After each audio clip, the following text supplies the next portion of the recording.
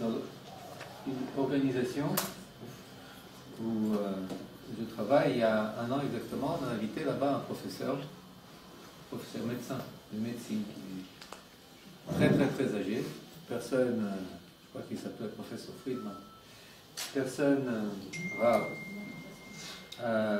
qui nous parlait de son histoire. Et entre autres, il a parlé de la Shoah, vu que la Shoah fait partie de son histoire. Et il a dit une chose comme ça, c'est que la mémoire officielle de la Shoah, telle qu'elle nous est apportée aujourd'hui, je ne veux pas donner des noms de musées, mais bon, telle qu'elle est modelée officiellement aujourd'hui, eh bien, c'est un, je vais le dire de manière tendre, c'est un crime. La manière dont la mémoire de la Shoah est formulée aujourd'hui par les instances officielles ou par les institutions, on peut dire, de la Shoah,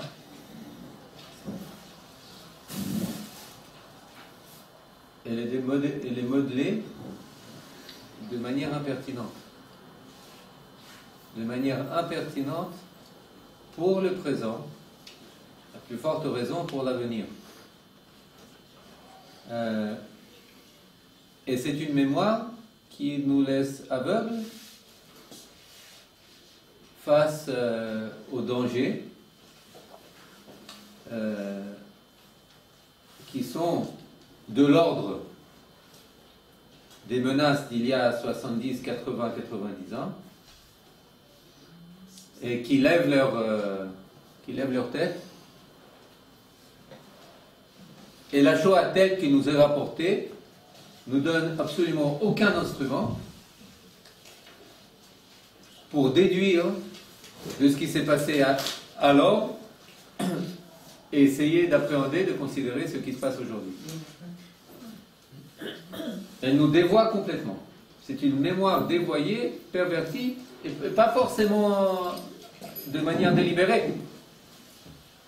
C'est plus confortable de le voir comme ça, très souvent. Mais, en tous les cas, c'est une mémoire très problématique.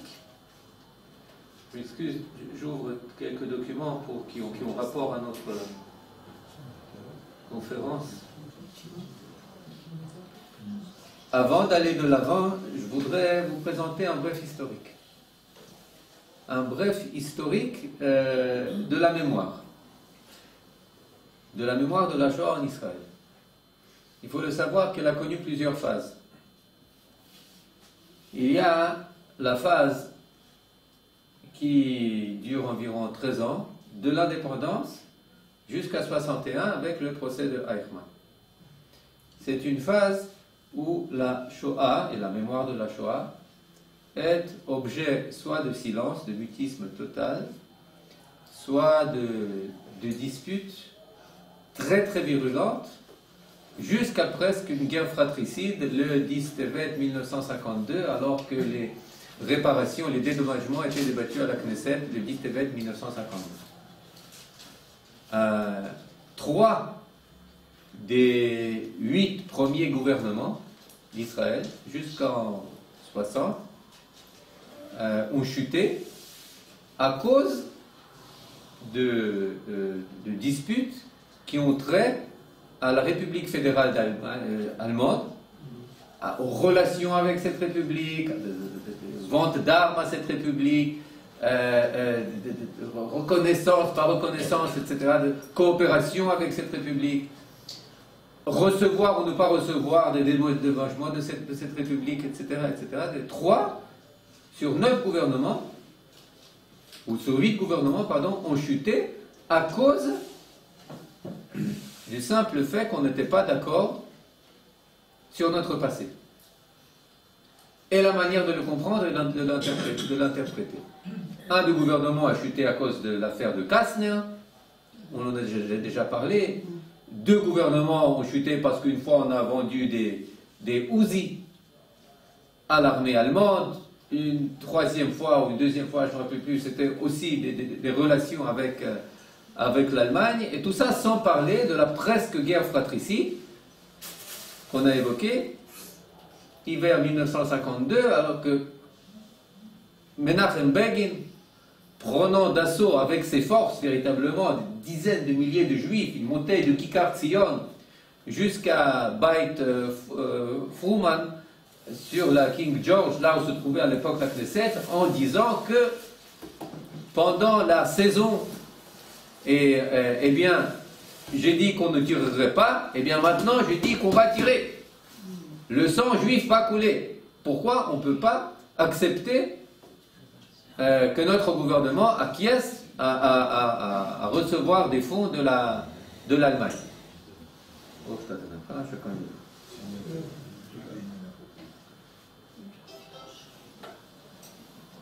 Tout cela change en 1961. 1960, on attrape Eichmann. 1961, c'est le procès. Les Juifs commencent à parler. Les témoins commencent à témoigner. Tous les ministres, tous les chefs d'État défilent dans la salle du tribunal pour écouter, pour entendre. On arrête les cours à l'école, on met la radio, on met le transistor pour écouter. Tout d'un coup, on comprend que les rescapés ont une voix ou quelque chose à dire, qu'ils ne sont pas allés comme du bétail à l'abattoir, que c'est quelque chose de beaucoup plus fort que cela. Et puis, c'est la première fois que le peuple juif juge ses bourreaux et ne se chamaille pas entre Moïse et Rouven, qui était plus collabo, qui a plus aidé ou moins aidé la Gestapo, les SS, etc., à assassiner, à anéantir le peuple juif. Tout d'un coup, le peuple juif, il est juge, il est témoin, il est procureur. Cela se passe sur sa terre. Il prend son histoire en main. Pour la première fois depuis 2000 ans, le peuple juif quitte le banc des accusés pour prendre celui du juge, de l'accusateur, comme État souverain. Pas tout le monde est d'accord sur cette position. Vous le savez, vous allez le deviner. Celui qui est en opposition presque unique à cela, notre bien-aimé Martin Buber.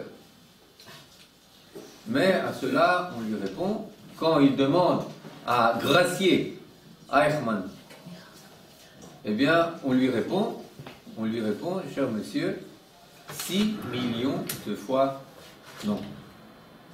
6 millions de fois non. Bon.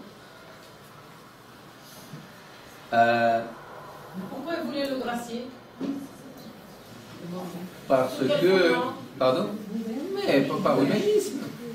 Par humanisme fondamentaliste. Bien sûr. On n'avait pas... C'est-à-dire, il demandait qu'on le gracie. Avant cela, il demandait qu'on ne le juge pas. Et avant cela, il demandait que ce soit un tribunal international qui le juge, que ce n'est pas une affaire juive. Et que le pouvoir... Oui, pardon? C'est un raisonnement chrétien? On le sait. On l'a déjà, il y a... Je vous rappelle nos rencontres d'il y a 2 ans, elles sont... Yoda les a toutes enregistrées, alors on peut voir ça, on en a déjà parlé, on va y revenir un peu, mais ce n'est pas le sujet. Buber, ce n'est pas le sujet d'aujourd'hui. Le sujet d'aujourd'hui, c'est autre chose. C'est-à-dire que tout d'un coup, après 61, s'instaure en Israël l'unanimité de mémoire sur la Shoah. Tout le monde est d'accord. Ben Gurion est d'accord. Begin est d'accord. Uri Greenberg est d'accord. Mais bien entendu, il y a quelques malentendus par-ci, par-là. Mais en gros, il y a véritablement unanimité sur le fait que, sur l'essentiel leçon de la Shoah, c'est que pour éviter que ça se répète, il faut qu'il y ait un Israël fort.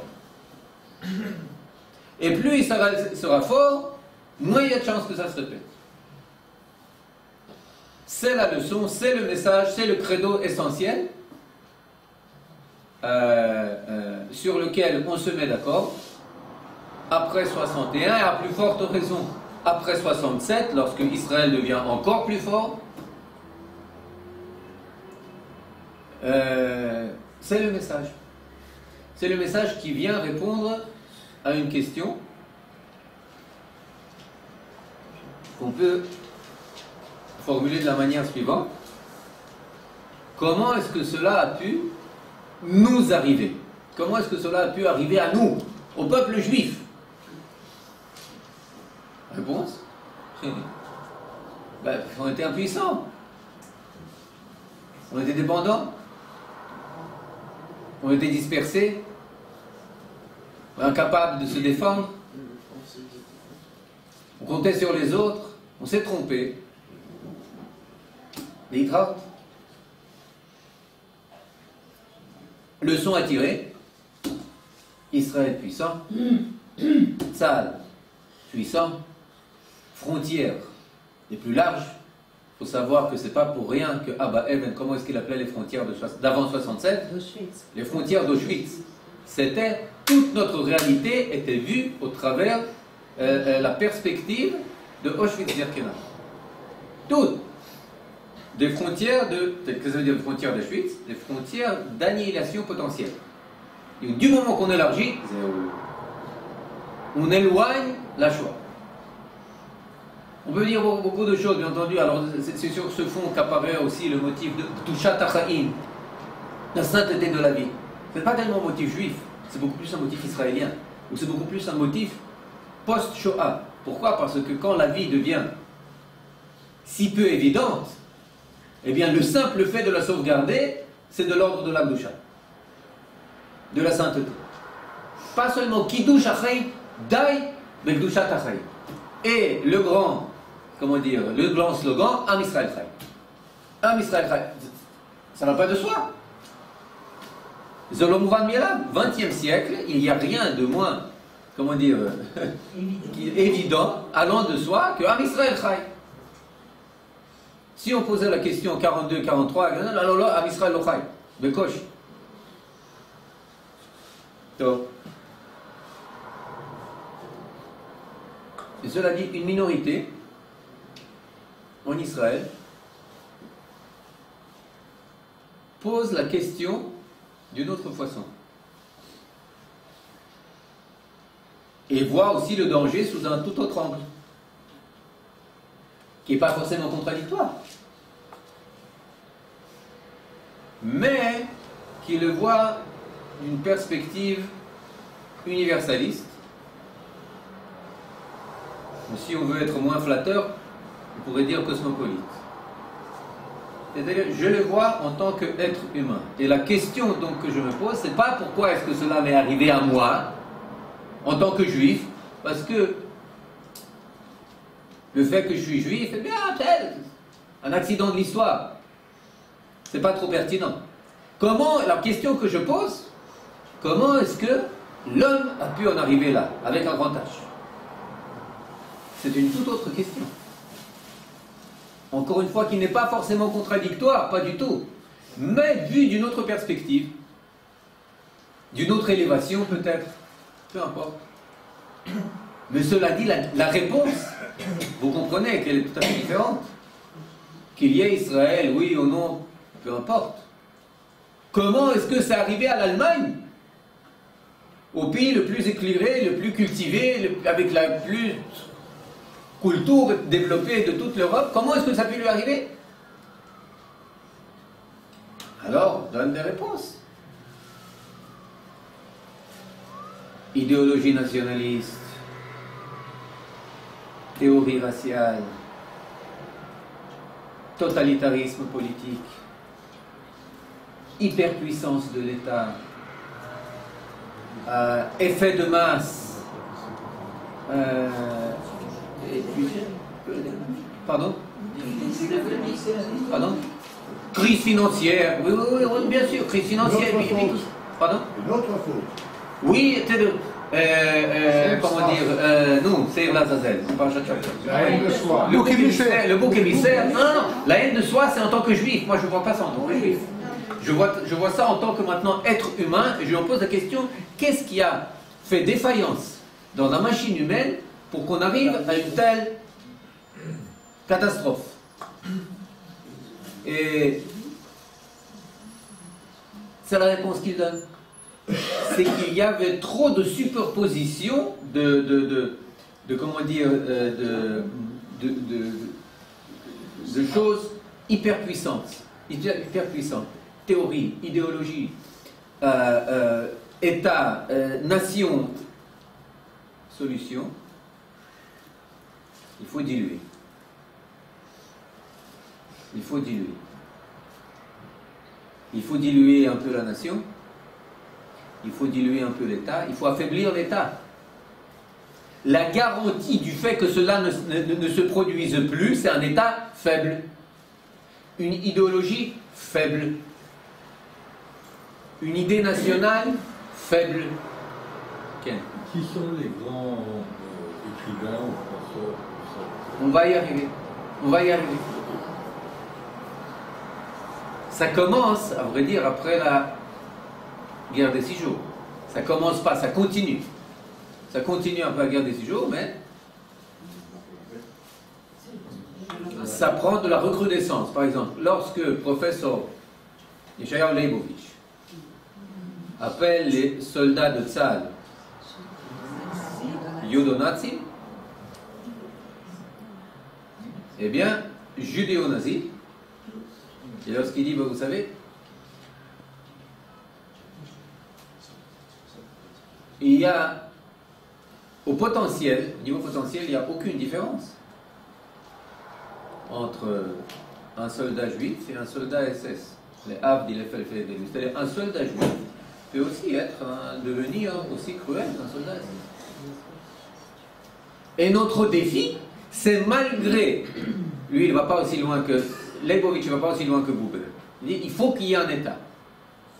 Mais c'est un État qui doit être tenu en lisière, qui doit être contrôlé, qui doit être faible, qui doit être un État instrument au minimum.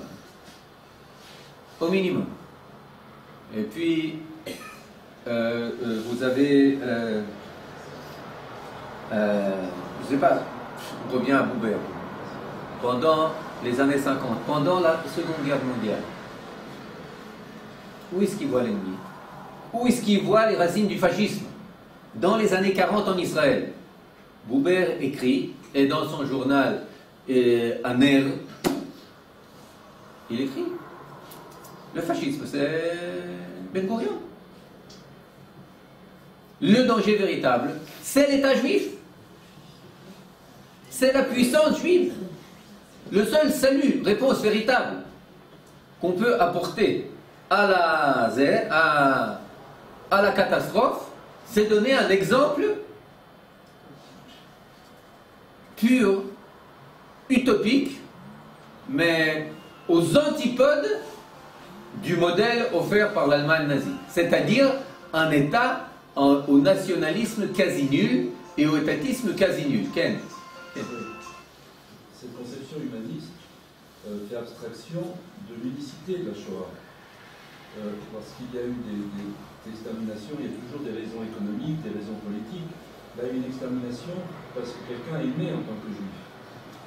Et il y a de très nombreux exemples. On sait bien que les nazis réquisitionnaient des trains de déportés au détriment de l'armée allemande. On sait qu'ils sont allés à Rhodes, il y avait très peu de juifs pour aller les rafler. Enfin, il y a une multitude d'exemples. Donc, cette unicité, vouloir détruire le peuple juif en tant que juif, je dirais, cette théorie en fait complètement abstraction. Absolument. Absolument. Cette théorie en fait abstraction parce que elle n'est pas prête à continuer à voir l'histoire juive comme Am Levada Dishkon, ou Begoïm Loït Hacham. Nous sommes en voie de normalisation. Et nous devons prendre l'initiative de la normalité en effaçant notre particularisme, notre unicité. Vous lisez Aleph Bet Yehoshua, vous lisez Amos Oz, vous lisez Grossman, vous lisez tous ces auteurs, toute cette génération d'après les années 67, et vous trouvez chez chacun d'eux quelque chose qui refuse obstinément et qui voit au contraire le problème, le grand problème du peuple juif dans son élection. Si on pouvait, dans son élection, si on pouvait laisser de côté Ata Bachartanu, on a réglé tous nos problèmes. Nos problèmes, c'est le Ata Bachartanu, Nicole avait dit. C'est-à-dire, effectivement, j'efface sur l'unicité de notre histoire. Il faut en faire, je vais dire même plus, on peut continuer. Il y a, à la source du sionisme laïque, il y a le mythe de Prométhée. Je vais voler le feu aux dieux. Je suis maître absolu de toute mon histoire. Il n'y a aucun déterminisme. Rien qui va dire où je vais, ère messianique, Beit HaMikdash, Beit HaBechira, etc. Aïm Geoula, Tzricha Tshuva, l'autre Tzricha Tshuva, est-ce que la délivrance a besoin est basée sur ma Tshuva ou pas? C'est moi qui prends mon histoire en main et je ne suis prisonnier et otage d'aucun déterministe historique. Rien ne me dira qu'est-ce que je peux faire. Et si ça ne marche pas, et si ça ne marche pas, et si après 25 ans de vaines tentatives d'aboutir à un accord de paix avec mes voisins, ça ne marche pas, eh bien, et on me dit, mais cher ami, Am Levada Dishkon, tu as oublié, tu es un peuple qui vit à part. Tu ne peux pas être accepté dans la Ligue des pays arabes. Eh bien non. Je préfère me voir comme responsable de mon échec. Je n'ai pas fait assez, je n'ai pas suffisamment cédé, je ne l'aurais pas proposé, j'ai proposé mais pas au bon moment, j'ai proposé au bon moment mais pas à la bonne personne, peu importe. Hein. Mais je préfère prendre la responsabilité jusqu'à me traiter de fasciste, mais à aucun prix n'accepter l'idée que je suis prisonnier d'un destin qui me dépasse. Vous comprenez? Ça, c'est une chose, c'est une chose. Cette idée, celle qu'il a écrite, la première, je l'ai lue, c'est Eric Linor. Eric Linor. Pour ce genre d'idée, il a été il y a quelques années licencié de la radio, mais il continue à écrire, etc. C'est Orbach qui l'a convaincu. C'est Orbach qui l'a convaincu. Ouais. Mais bon, et ça, on le voit. Donc, on voit, il y a en apparence, il y a une mouvance qui commence à apparaître en Israël dès les années 60, même avant, mais après les années 60, elle commence à prendre un peu d'ampleur, qui lit la Shoah de manière tout à fait différente. Maintenant, vous pouvez dire, mais ces deux lectures, elles ne sont pas contradictoires. Elles ne sont pas contradictoires. Elles n'ont rien de contradictoire. Oui. Mais les personnes comme Amos Oz la veulent comme contradictoire. Et lorsque Menachem Begin, en 1982, en pleine campagne du Liban, bombarde le QG de Arafat, il est marché chez moi, eh bien, il dit, j'ai l'impression de bombarder le bunker de Hitler. Qu'est-ce que lui répond Amos Oz? Adoni Rosh HaMemshala, Hitler met. Hitler est mort. Cessez de le faire revivre à droite et à gauche. Il est mort. Qu'est-ce qu'il veut dire par là? Il veut dire par là une chose très, très simple. L'histoire ne se répète pas, les Foudas. cessez de la voir en termes cycliques. L'histoire de ce père Arafat n'est pas Hitler, ce n'est pas son héritier, ce n'est pas l'étudiant et l'élève de Rajamin el-Husseini, le plus grand allié d'Hitler. Cessez de le voir en ces termes. Mais c'est des termes historiques, peu importe. Peu importe. Vous comprenez? Donc, c'est quelque chose. Maintenant, et donc, le danger, où est-ce qu'on le situe? Où est-ce que cette école, où est-ce qu'elle cherche le danger? La menace, elle n'est pas à l'extérieur. La menace, elle est à l'intérieur. Comme Simone de Beauvoir et Jean-Paul Sartre, qui dans les années 30 voyaient le danger fasciste en France et pas en Allemagne. On peut les lire, c'est connu. Ils voyaient que la menace, elle est intérieure. Elle est en France.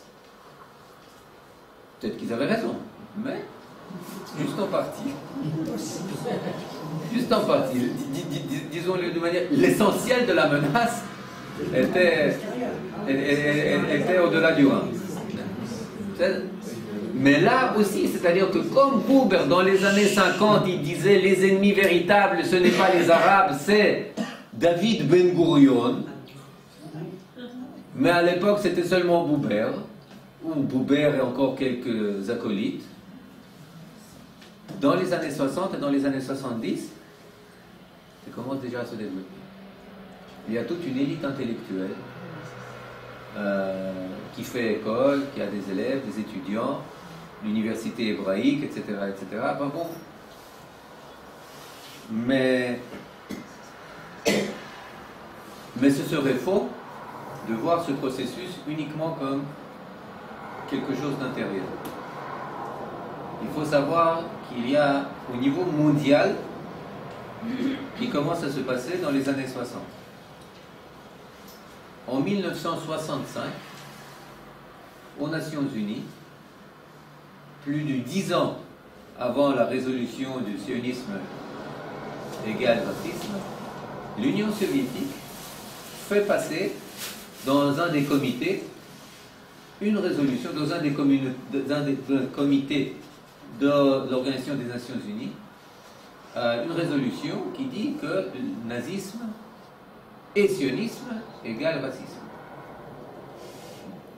Et depuis les années 60, c'est-à-dire avant la guerre des 6 jours, alors qu'Israël est encore dans les frontières d'Auschwitz, en Union soviétique, on commence à mettre sur pied une machine de propagande qui a pour but de faire passer le message dans le monde entier que le véritable héritier du nazisme, c'est le sionisme et c'est l'État d'Israël. C'est la création de l'OLP en 1964. C'est la création de l'OLP et c'est le début d'une campagne de diffamation invraisemblable qui va se développer comme l'Union soviétique. C'est faire évoluer ses idées et sa propagande. C'est aussi l'époque du mouvement pour la paix dans toute l'Europe. L'appel de Stockholm qui baisse les bras devant l'URSS, qui est très conquérante encore à cette époque-là. C'est-à-dire qu'il y a d'un côté quelqu'un qui est prêt à nourrir et d'un autre côté quelqu'un qui est prêt à être abreuvé. Et naturellement, bon, ça conquiert le bloc soviétique, le bloc de soi-disant pays non alignés, les partis communistes, voire socialistes des pays même occidentaux, qui sont, comme vous venez de le dire, qui sont prêts à recevoir. Et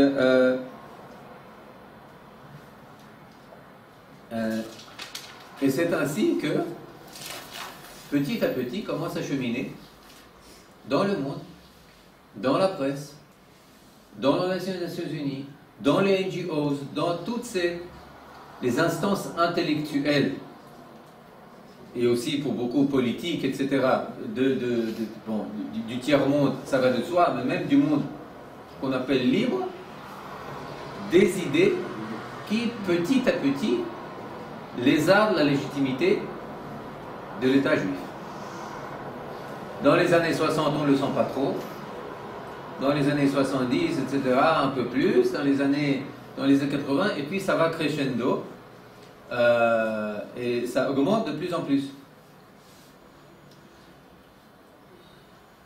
Et le temps faisant, ces deux tendances, d'un côté la tendance pacifiste de l'intérieur d'Israël, de la soi-disant intelligentsia d'Israël, des franges de gauche d'Israël,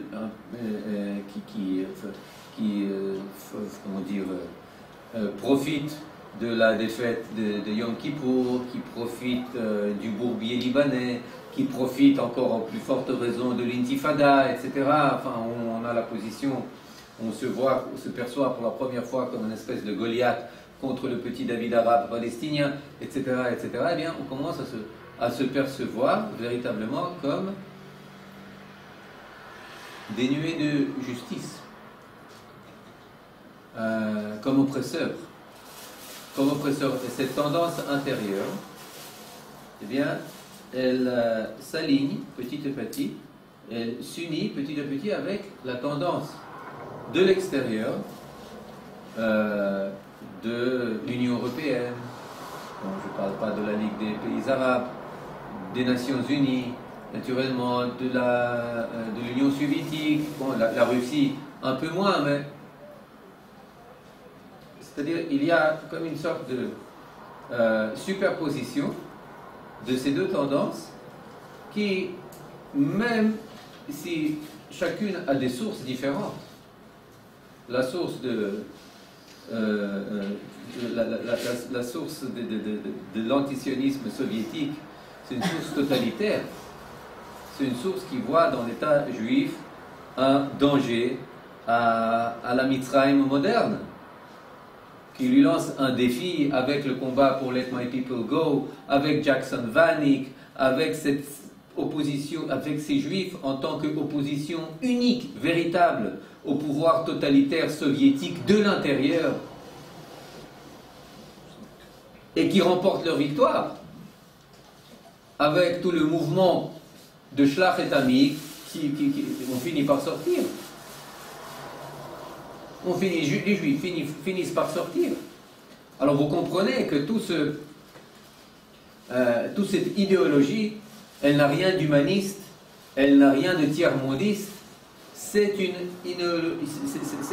idéologie colonialiste, c'est une idéologie véritablement impérialiste, même si elle se dit anticolonialiste et anti-impérialiste, c'est une idéologie qui veut étouffer l'unique centre de liberté, de droits de l'homme et d'anti-apartheid, d'antiracisme au Moyen-Orient.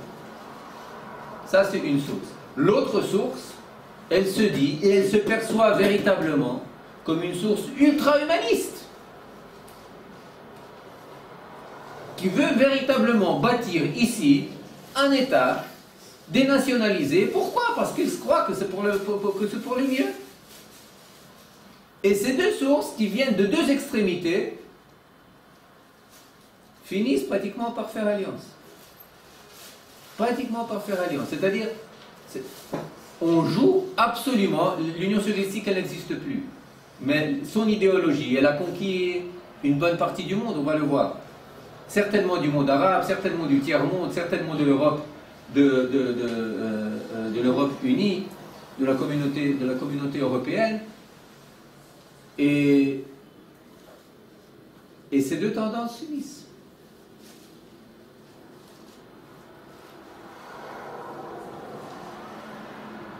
En Israël, il y a 2 ans, bon, il fallait être aveugle pour ne pas le voir. Vous voyez que cette idéologie d'Israël État apartheid, d'Israël à tendance fasciste, d'Israël nationaliste, d'Israël, etc., eh bien, ça fait déjà partie du discours presque mainstream en Israël. En 2016, je vous rappelle, le jour de la Shoah, le Yair Golan, le général Yair Golan, le remplaçant, le député général qui identifie des processus. Identifie en Israël des processus similaires à ceux qui existaient en Allemagne d'il y a 75, 80, 90 ans. Ni plus ni moins. Et il le confirme, il ne regrette pas. 2016. La même année, on découvre les... ce que je voulais... Bon, je voulais le lire, mais bon, jusqu'à ce qu'il s'allume. Des directives du Khel Chinou. Comment on appelait Khel Chinou? Ça n'existe pas. Les forces de l'éducation, je ne sais pas. Non, Khel Chinou, c'est-à-dire chargé de l'éducation dans l'armée d'Israël. Et vous savez qu'il y a des délégations qui partent chaque fois en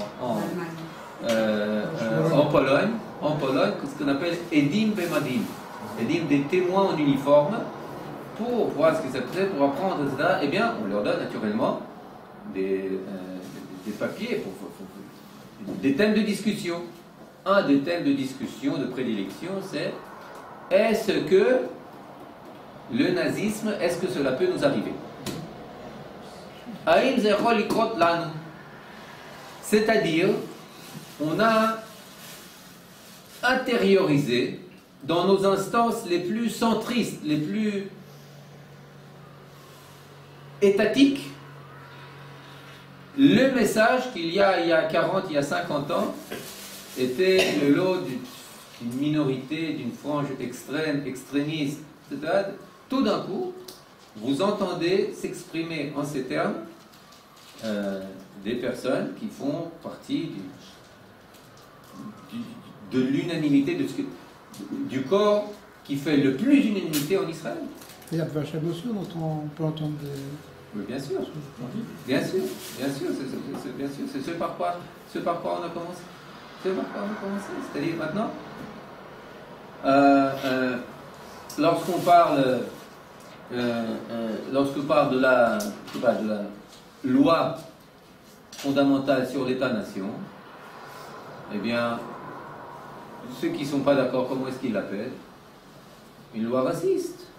Lorsque la moitié de la Knesset, presque maintenant, parle de la possibilité d'annexion de la Judée et Samarie, qui ferait en sorte que finalement, je parle maintenant en termes de droits de l'homme, les droits de l'homme seront répartis véritablement sur les Arabes qui habitent là-bas. Ils seront plus, comment dire, sous la mainmise et sujets du libre arbitre des terroristes qui sont là-bas au pouvoir. Eh bien, on parle, vous voulez devenir un État apartheid? Vous savez que dans les années 80, lorsque la lutte était contre l'Afrique du Sud, l'État apartheid, eh bien, déjà, les opposants d'Israël disaient, cette accusation, Israël, c'est le prochain sur la liste. On va l'accuser d'apartheid. Mais personne ne les prenait à sérieux, il a porté de quoi. Maintenant, vous prenez n'importe quel commentateur, son premier argument contre une position des plus légitimes dans le spectre politique israélien, d'annexer les territoires, une partie de la Judée, Samarie, Binyamin, etc., c'est « vous voulez un État apartheid ». Vous savez combien il y a d'États où toute une partie de la population jouit d'autonomie, jouit de droits civiques, mais pas de droits politiques, etc. Il y en a des dizaines. Alors pourquoi vous employez ces termes? Vous comprenez? Et puis, chaque fois qu'il y a opposition à une des instances assimilées à l'idéologie libérale, comme le Bagad, c'est bien, chaque fois quelqu'un qui les critique, eh bien on l'appelle immédiatement fasciste. Ken. Alors, je suis l'avocat du diable. Ces gens qui critiquent les positions de droite, est-ce qu'ils utilisent ces termes parce que c'est facile et percutant de traiter le gouvernement de droite de fasciste, ou c'est parce qu'ils ont vraiment eux-mêmes intégré l'idée?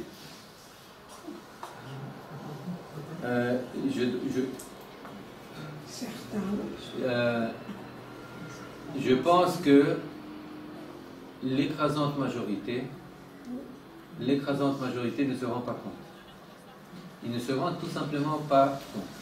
Il y a naturellement des cinquièmes colonnes, il y a des personnes qui le font véritablement en tant que presque agents idéologiques des forces extérieures. Mais la majorité, vous savez, lorsqu'on on ne se rend pas compte de la manière dont on est perçu. On ne s'est jamais rendu compte. Lorsque vous voyez des caricatures qui sont qui avaient lieu dans certains journaux israéliens contre des populations, par exemple, soit Haredi, soit Mitnachali, soit autres, etc., comment ils étaient caricaturés. Eh bien, la caricature qui est apparue il y a 2 jours dans le New York Times, c'est rien du tout à côté. C'est rien du tout. Mais eux, ils le faisaient dans le cadre d'une dispute intérieure. Entre juifs, on peut se permettre. Entre juifs, on peut se permettre. Personne ne nous entend. Et personne ne sera, la majorité, l'écrasante majorité de ces personnes, vous leur demandez, ils ne se rendent absolument pas compte que par leurs arguments et par leurs termes, ils cautionnent véritablement les accusations de nos ennemis les plus féroces. Vous comprenez? Mais ça, c'est pas seulement, comment dire, l'imoutzrout, oui, pour dire que c'est parce qu'on est tellement pris dans nos débats intérieurs qu'on se rend pas, on fait pas attention qu'on se trouve véritablement dans une maison de glace, de verre, et qu'on est vu, que c'est transparent, qu'on est vu, qu'on est perçu, qu'on est considéré, tout le monde regarde, tout le monde écoute, tout le monde voit. Si les juifs disent comme ça, pourquoi est-ce que moi je ne peux pas dire comme ça? Pourquoi est-ce que moi je ne peux pas dire la même chose? Mais cela dit, on voit que les centres, cela se passe en Israël, alors qu'en Occident, les centres névralgiques de l'Occident sont conquis les uns après les autres par cette théorie produite dans l'Union soviétique totalitaire dans les années 60 et 70. Aujourd'hui, elle a définitivement conquis les esprits des universités. Je ne parle pas des universités européennes, des universités américaines. Elle a conquis pratiquement tous les partis de gauche, de Corbyn jusqu'à Mélenchon, et le Parti démocratique américain. Regardez la haine intestine, unique. Vous lisez les commentateurs de l'intérieur. J'habite à Efrat, alors les gens ils écoutent tout ce qui se passe là-bas. La majorité ils sont originaires de là-bas, ils vous font état de quelque chose, d'une haine qu'ils n'ont plus connue presque depuis la guerre civile américaine.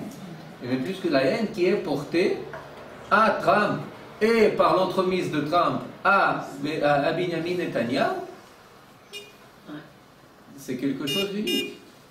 Et qu'est-ce que ça veut dire? Les juifs aussi rentrent dedans. Oui, les juifs sont dedans, complètement dedans. Bon, il y a ceux qui sont quand même sobres, comme en Angleterre, il y en a pas mal qui ont quitté le Labour, etc. Il y en a qui disent, alors, vous exagérez, vous vous faites emporter, mais regardez... Il n'y a pas encore eu ce mouvement comme le Labour, il y a vraiment une sortie massive, oui. Ils ont été honnêtes. D'accord. En Amérique, on ne voit pas. D'accord, c'est ça. Mais cela dit, regardez quels sont les 3 congresswomen les plus connus aux États-Unis aujourd'hui. Quels sont les 3 les plus... C'est véritablement... Lorsque vous regardez la scène politique américaine, vous avez l'impression qu'il n'y a pas 479, je ne sais pas quoi, congressmen, qu'il y en a 3. Et l'essentiel, la plus importante d'entre eux, c'est Ilhan Omar, la somalienne ou la soudanaise. Somalienne. Vous comprenez? Antisémite, qui ne le cache pas. Et les 2 autres. Vous comprenez? Elles sont véritablement portées à bout de bras par la presse libérale américaine. Et elles ont toutes les 3 un message ouvertement antisioniste et antisémite. Mais personne ne réagit. Il n'y a pas beaucoup de réactions. Et au contraire, ils ont Bernie Sanders et compagnie qui leur donnent, qui les justifient, qui leur donnent crédit, qui les accréditent. Le New York Times qui leur donne crédit, d'autres journaux, le CNN qui les accrédite, etc. C'est-à-dire qu'il y a une société qui se fractionne et où la ligne de partage, c'est encore une fois la position, l'attitude vis-à-vis d'Israël et des Juifs. Pourquoi c'est ce point la ligne de partage?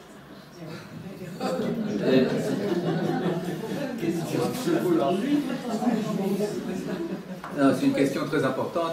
C'est une question. La réponse, elle est toujours très simple. Les Juifs, c'est le défi.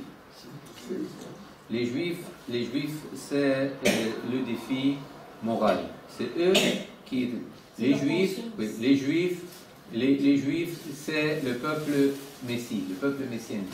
Chacun qui se veut messie, porteur comment on appelle ça, du message, porteur du message salvateur, il voit dans le peuple juif son ennemi. C'est Hannah Arendt, qui n'était pas très connue pour être notre grande amie, qui dans sa trilogie sur les totalitarismes qu'il écrit, et elle le dit sans véritablement l'expliquer, elle l'explique pas, mais elle le dit, elle le note comme un fait sociologique, que tous les États totalitaires, même s'ils n'ont pas commencé en tant comme antisémites, ils ont tous fini par voir dans le peuple juif leur ennemi. Alors, je propose une explication, elle est très simple. Elle est très simple parce que le pouvoir totalitaire, il se veut il se veut total. Et les Juifs, ils sont là pour dire non, vous n'êtes pas total. Vous n'êtes pas total. Vous êtes fini. Les Juifs ont introduit la conscience morale. C'est ça. Il y a une conscience qui vous dépasse. Il y a une compétence, une autorité qui vous dépasse. Il y a il y a une loi,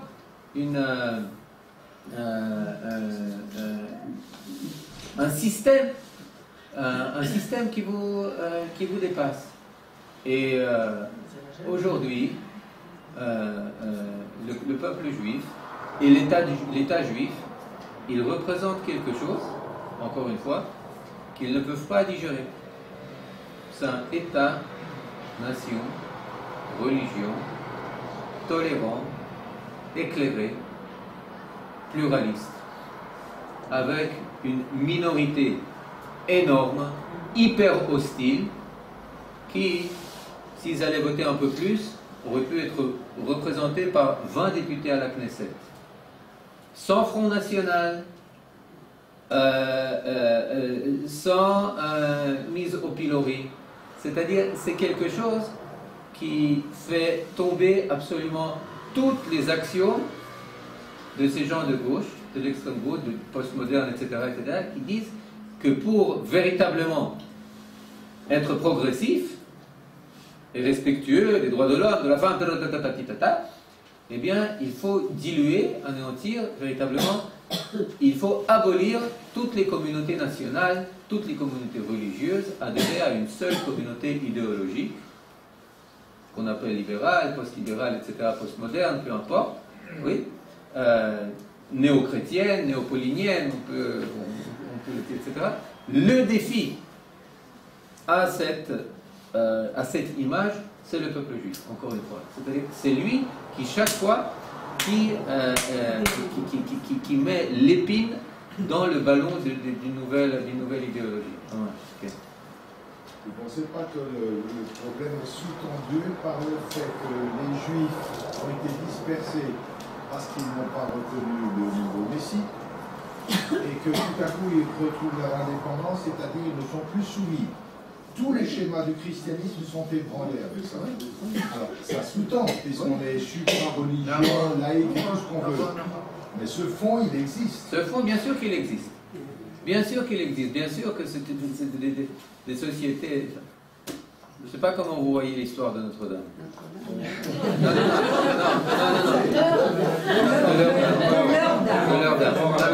Maintenant,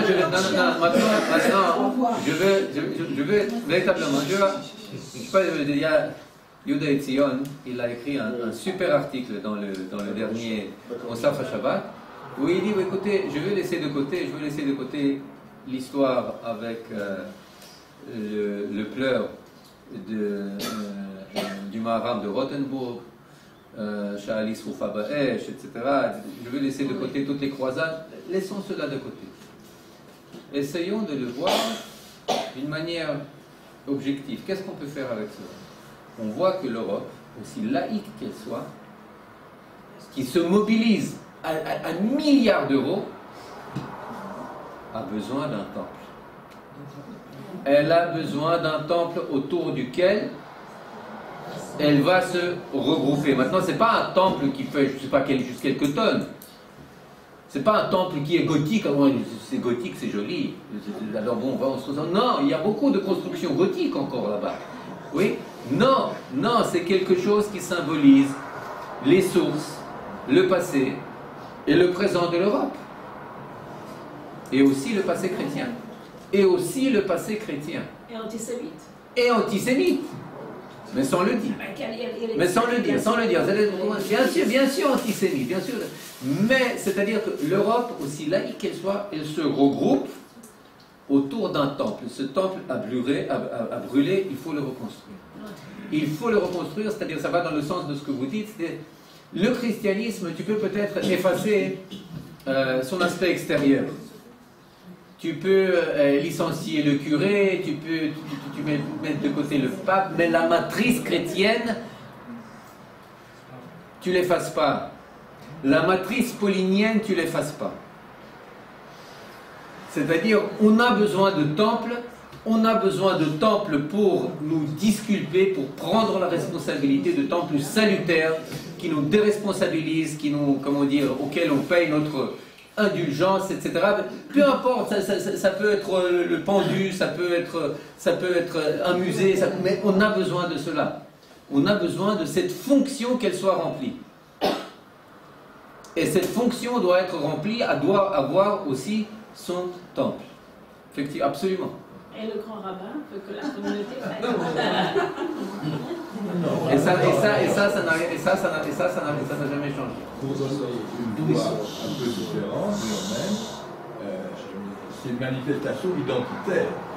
Il fallait lui donner une vocation comme si c'était le temple de l'Europe. C'est une manifestation de recherche d'identité, dans une identité française qui est troublée, menacée. C'est lié à la présence de minorités non chrétiennes, et donc ça, il y a un effet, c'est pas nécessairement une fonction spirituelle. Mais l'identité, vous savez, Samuel Huntington, il dit dans son fameux article, livre sur la collision, pardon, le choc des civilisations, il dit, mais les civilisations, quelles sont, ses sources les plus profondes? C'est une identité avant tout, oui. Mais quelle est la source de cette identité? Eh bien, il dit, la source de chaque identité, elle est avant tout une source religieuse. Une source religieuse. C'est peut-être aujourd'hui ceux qui pleurent sur les Champs-Élysées ou sur, je sais pas, sur l'île de France, sur là-bas, sur l'île de la Cité, ceux qui pleurent là-bas en voyant partir en nuages, en fumée, eh bien, ils n'ont pas toutes ces associations. Mais lorsqu'on creuse très profondément, c'est là qu'on va arriver. C'est même Sartre qui l'a dit. Quand il est venu en Israël, il a parlé avec Ben Gurion, il a dit, vous savez, moi aussi, laïque, athée que je sois, lorsque je vois nos relations avec vous, c'est l'image du pendu, enfin c'est pas comme ça qu'il l'a dit, c'est l'image du pendu que j'ai à l'esprit.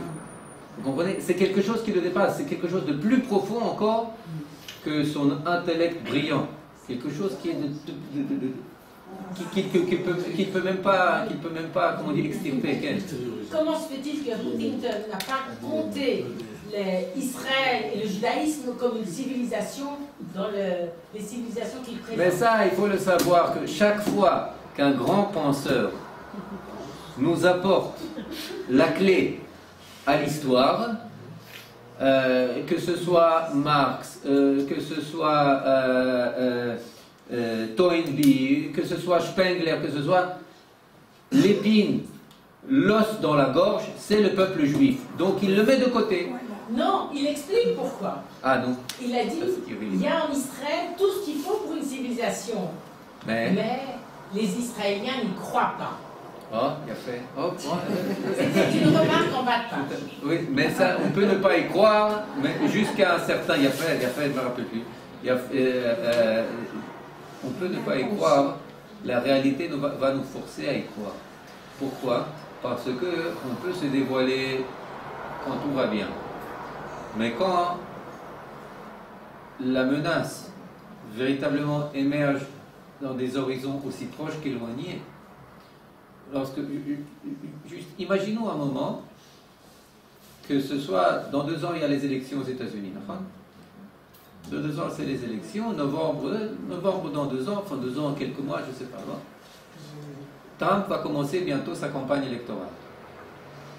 Pour l'instant, les sondages, ils sont pour le Parti démocrate.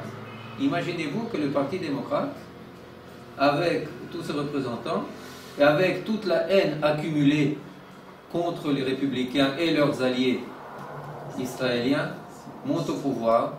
De quoi va avoir l'air notre relation avec cette superpuissance?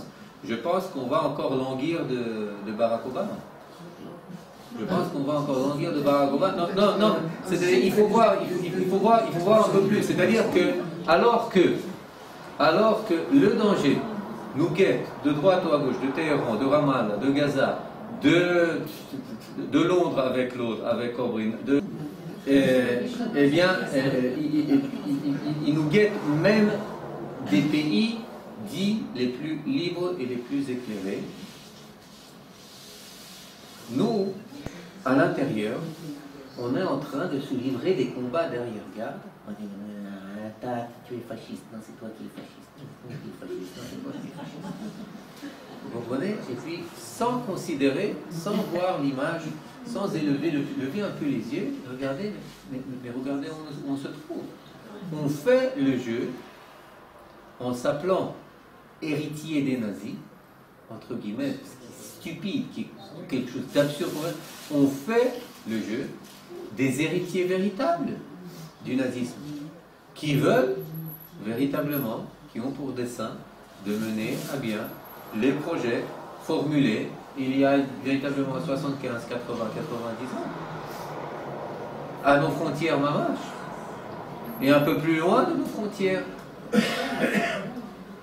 en faisant le pas sur l'Irak, et qui contrôle maintenant les centres intellectuels essentiels de l'Europe occidentale, de l'Amérique du Nord, de tout ce qui se dit être l'humanité progressive bien pensante. Maintenant, ces bonnes pensées, elles vont nous appeler à renoncer à notre indépendance. Donc ça, je pense qu'il y a des choses très, très pertinentes à apprendre de la Shoah. Très pertinentes. Parce que ce que nos enfants, quand ils vont là-bas, à coût de 25 000 par an, quand ils vont à Auschwitz, quand ils vont à Treblinka, quand ils vont à Birkenau, et quand après, d'après les sondages, le programme lancé depuis 1988 par le ministre de l'Éducation, Yitzhak Navon, et qui disent oui, je me sens meilleure personne, et meilleur juif, et je me sens plus sioniste, etc., etc., je ne suis pas sûr. Au début, c'est de ça que je voulais parler. Après, je vous dirai. Je ne suis pas sûr qu'ils prennent de là-bas le bon message. Le bon message, si tu apprends ton bien fondé, le bien fondé de ta cause, si tu dois aller à Auschwitz pour apprendre le bien fondé de ta cause, eh bien, c'est un certificat de misère un peu. Hein. C'est un certificat de misère pour ton... C'est-à-dire que tu n'as pas droit à exister si tu n'as pas été auparavant bien anéanti. C'est-à-dire s'il n'y avait pas la Shoah à l'Ozer, alors c'est véritablement problématique. Et ça, c'est pas une arme à double tranchant, c'est une arme presque à tranchant unique. Presque à tranchant unique. C'est que, par le même coup, ça t'interdit à user de ta force. Ça t'interdit à gouverner, ça t'impose la faiblesse.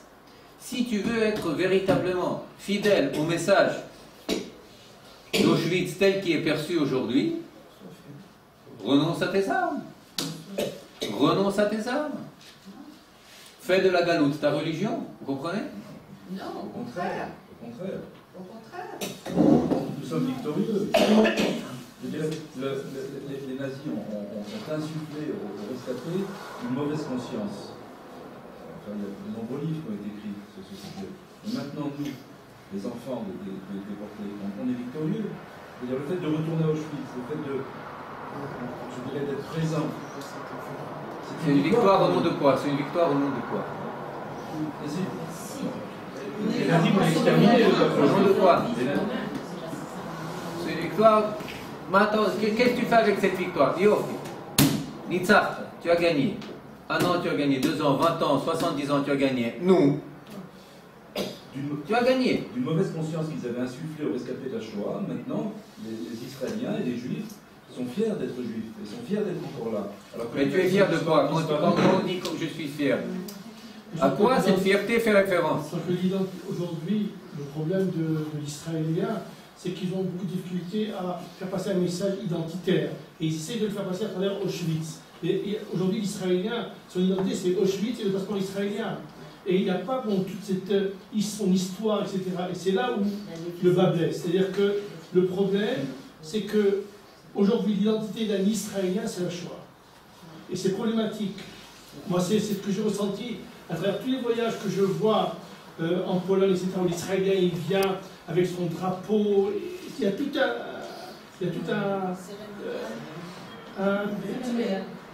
rituel qui me gêne, personnellement. Moi, il me gêne. J'avais moi ce problème avec, lorsque je réalisais des voyages en Pologne, à la marche des vivants. J'avais un dilemme avec mes élèves de Yavne qui voulaient prendre le drapeau israélien. Je leur interdis. Je leur dis non, ça n'a rien à voir. La Shoah, c'est une chose, l'État d'Israël, c'est autre chose. C'est séparé. Il n'y a pas de relation de cause à effet entre Auschwitz et la création de l'État d'Israël. Et donc, moi, c'était un dilemme pour moi. Et les élèves ne comprenaient pas. Aujourd'hui, avec du recul, ils le comprennent. Et ce que je remarque en Israël, c'est cette histoire-là de drapeau israélien, où il était partout le drapeau israélien, par rapport à Shoah, alors que ça n'a rien à voir. Ça n'a rien à voir. Je crois que c'est une... moi, je crois que c'est aujourd'hui, au niveau de l'éducation, le ministère de l'Éducation a raté son message. Voilà. C'est une religion. Non, mais en tout cas, pour moi, c'est un des problèmes. C'est pas si simple, effectivement. Mais c'est problématique. Parce qu'on ne vous cache pas aussi, moi j'ai eu des échos de ce qui se passait dans les hôtels. C'était une catastrophe. Une catastrophe. Et vraiment, c'était problématique. Le comportement des Israéliens, le problème de... Je préfère ne pas en parler, mais vraiment c'était... Pas les classes religieuses. Comment? Je ne sais pas. Mais cela dit, si on ne réactualise pas le message et ce qu'on doit apprendre de la Shoah, même à son niveau uniquement historique, si on le laisse en Pologne de 41-45, de 39-45, c'est un message qui nous dérange plus qu'il nous aide. C'est un message victimaire.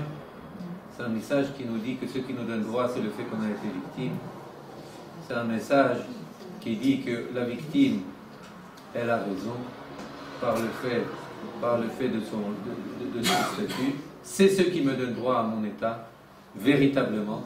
Et si je fais un pas de plus, c'est qu'aujourd'hui on dit, il y a 50 ans on ne le disait pas du tout.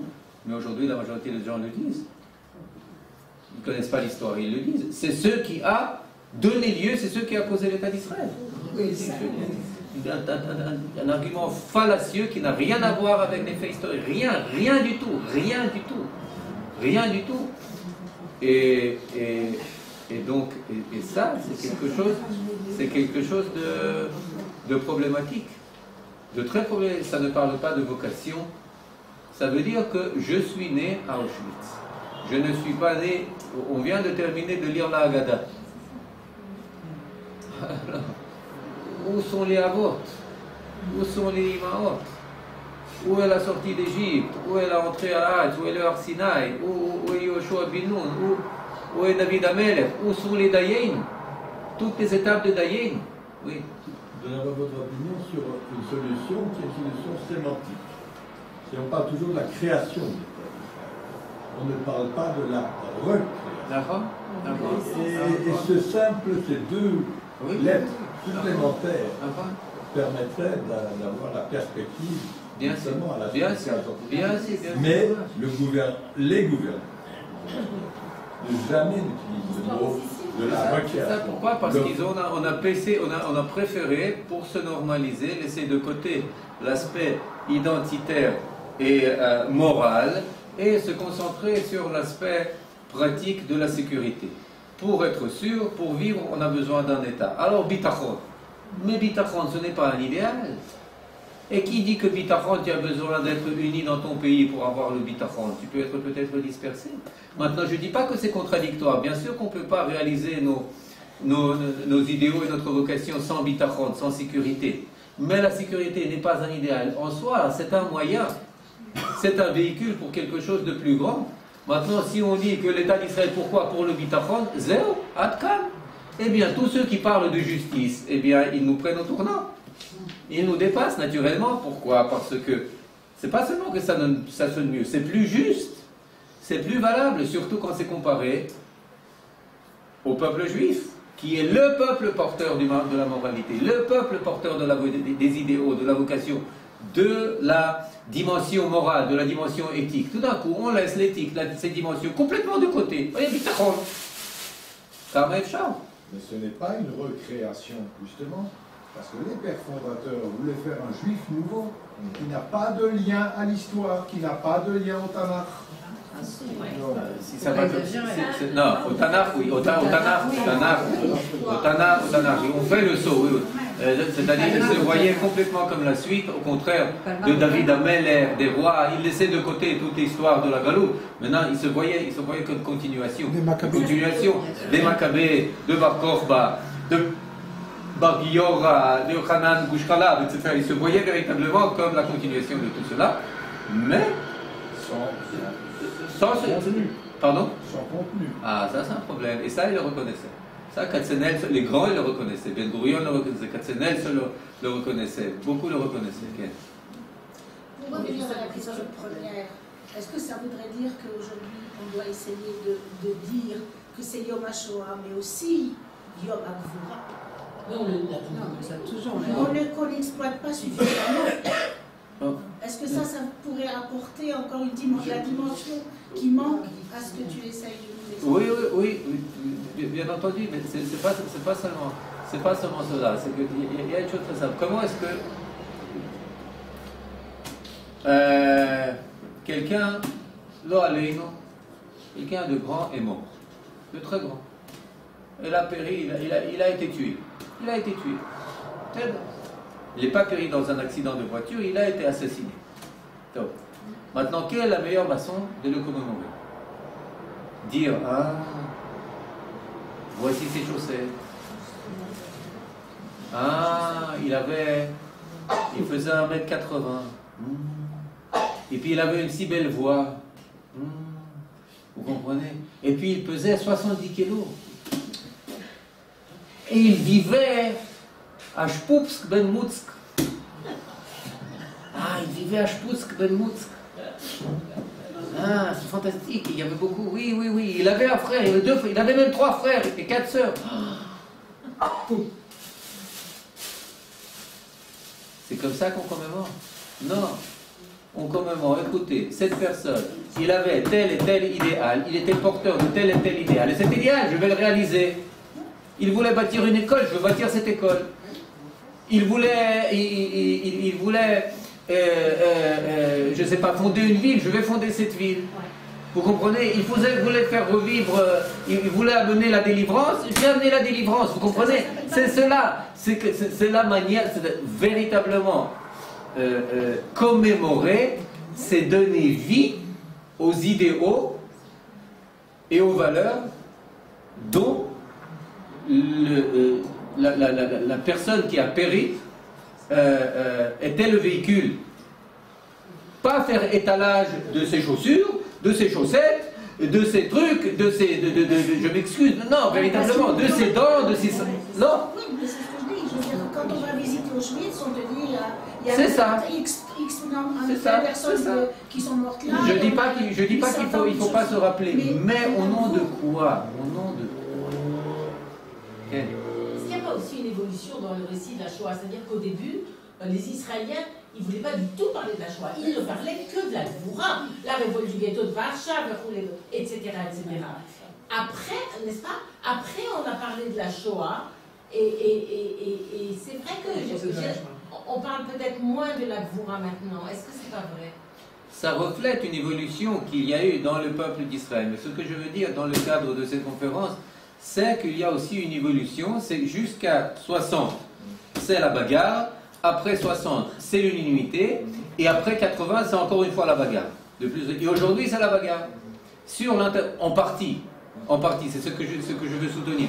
Sur la mémoire, sur le message, sur que je dois... Et il doit y avoir bagarre. Pourquoi? Parce que le message, s'il n'y a pas bagarre, il y a problème. Parce que le message qu'on nous propose, c'est un message qui est, je vais le dire de manière très politiquement correcte, qui est très partiel. Très partiel. Mais il y a un autre très impertinent. Il y a un autre problème, c'est que le problème de la Shoah, c'est plutôt un problème européen, juif européen. Parce que les séparats... Non. Parce qu'il y a plein de Shoah dans les pays arabes. Oui, mais à force... Il y a eu un petit peu en Tunisie, mais pas dans les pays arabes. Mais c'est-à-dire que les juifs venant de pays arabes, et je suis une d'entre eux, les juifs venant de pays arabes, quand on voit la création de l'État d'Israël, on ne pense pas à la Shoah. On pense qu'au retour chez nous. Il y a fait, donc je pense qu'à ce niveau-là, on doit séfaradiser la mémoire de la Shoah. Non, je le dis sans blague. Je le dis sans blague. C'est une histoire, c'est une renaissance, une recréation qui est vue beaucoup plus dans le cadre de termes de Géoula, de délivrance, que de termes victimaires. Et c'est pas juste la Shoah, il y a eu le Tarfeta, il y a eu tous les autres problèmes. Il y a même des historiens qui disent que le Tarfeta, c'était la cruauté des Cosaques qui était même pire que celle des nazis. Mais ça, non, pas. C'est pas aussi étendu, mais en ce moment.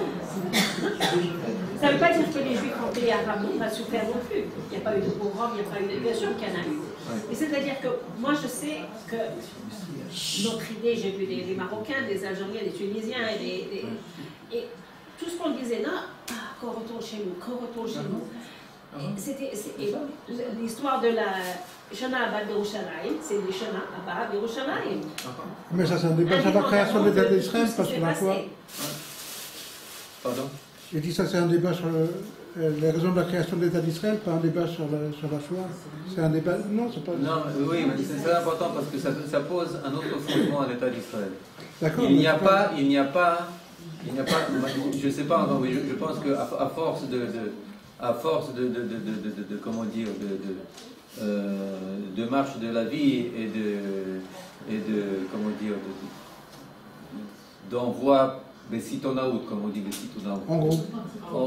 En gros, d'élèves d'Israël, dans Séfarad, que Ashkenaz, dans les camps de la mort, pour voir, pour ressentir, pour se recouvrir de talit, de drapeau d'Israël, etc., pleurer, dire le Kaddish et repartir, boire quelque chose dans le café, dans le café de côté.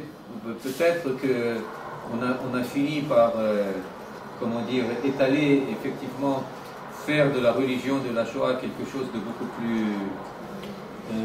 étendu, mais à l'origine, la perception de l'État d'Israël à ce niveau, à mon sens, elle est beaucoup plus saine lorsqu'elle laisse de côté la Shoah comme impondérable de l'indépendance juive.